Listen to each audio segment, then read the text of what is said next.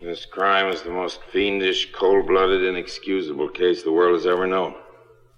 That's what Mr. Horn has told this court. Your Honor, I've been practicing law a good deal longer than I ought to have. Anyhow, for 45, 46 years.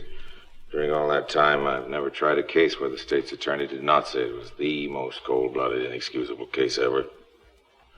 Certainly there was no excuse for the killing of little Paulie Kessler. There was also no reason for it. It wasn't for spite or for hate or for money. The great misfortune of this case is money. If Your Honor shall doom these boys to die, it'll be because their parents are rich. I hope I don't need to mention that I'll fight as hard for the poor as for the rich. If I'd come into this court alone, with two ordinary, obscure defendants who'd done what these boys have done, and there hadn't been all this weirdness and notoriety and this sensational publicity, I said, Your Honor, I'm willing to enter a plea of guilty and let you sentence him to life imprisonment. Do you suppose the state's attorneys have raised their voices in protest? There's never been a case in Chicago where in a plea of guilty a boy under 21 has been sentenced to death. Not one. Yet for some reason, in the case of these immature boys of diseased minds, as plain as day, they say you can only get justice by shedding their last drop of blood. Isn't a lifetime behind prison bars enough for this mad act? And must this great public be regaled with the hanging? For the last 3 weeks, I've heard nothing but the cry of blood in this room. I've heard nothing from the offices of the state's attorney but ugly hatred. For God's sake, are we crazy?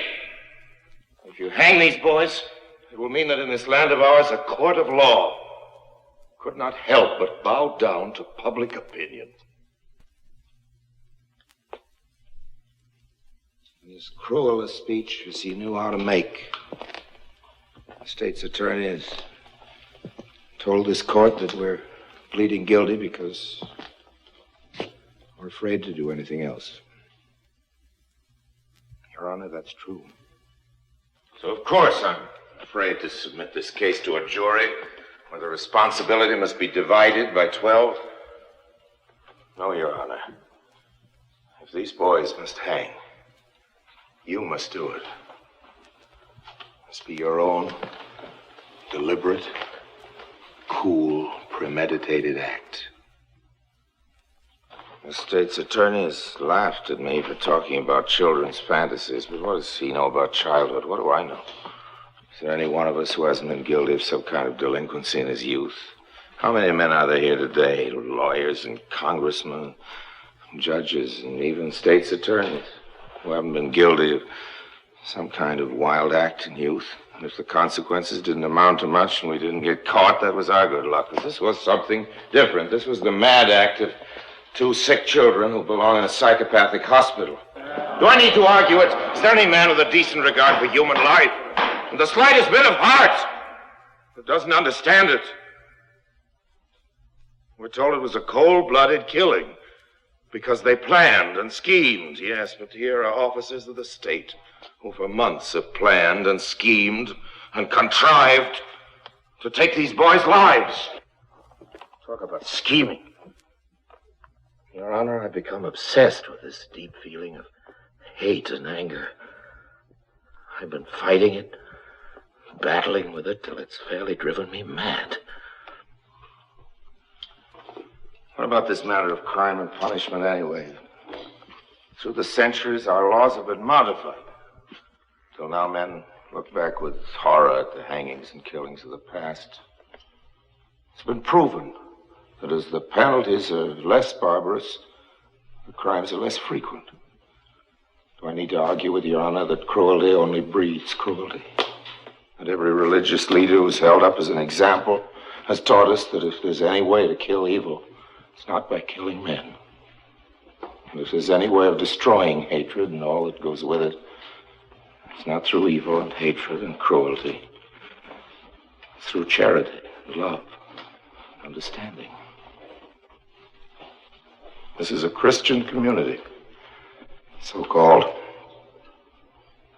Is there any doubt that these boys would be safe in in the hands of the founder of the Christian religion. I think anyone who knows me knows how sorry I am for little Paulie Kessler. And knows that I'm not saying it simply to talk.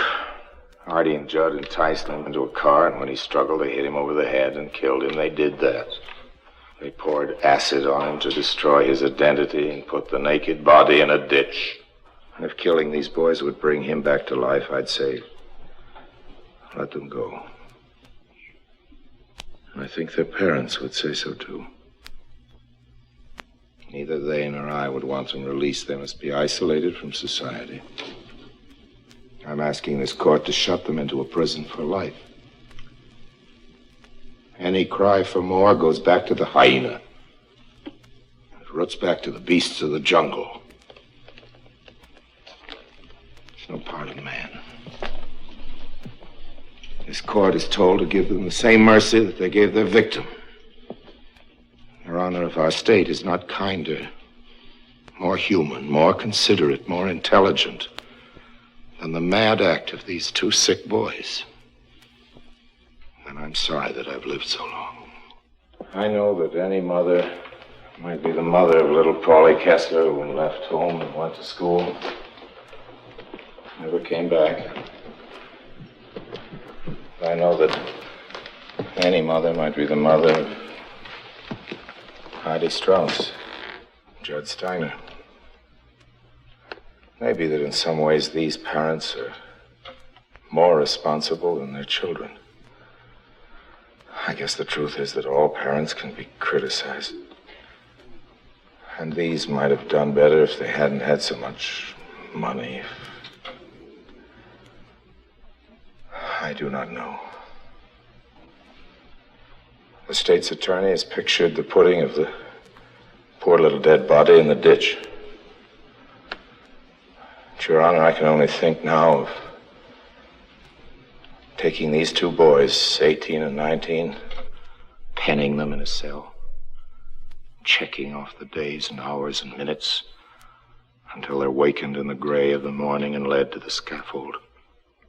Their feet tied, black caps drawn over their heads, stood on a trap, the hangman pressing the spring.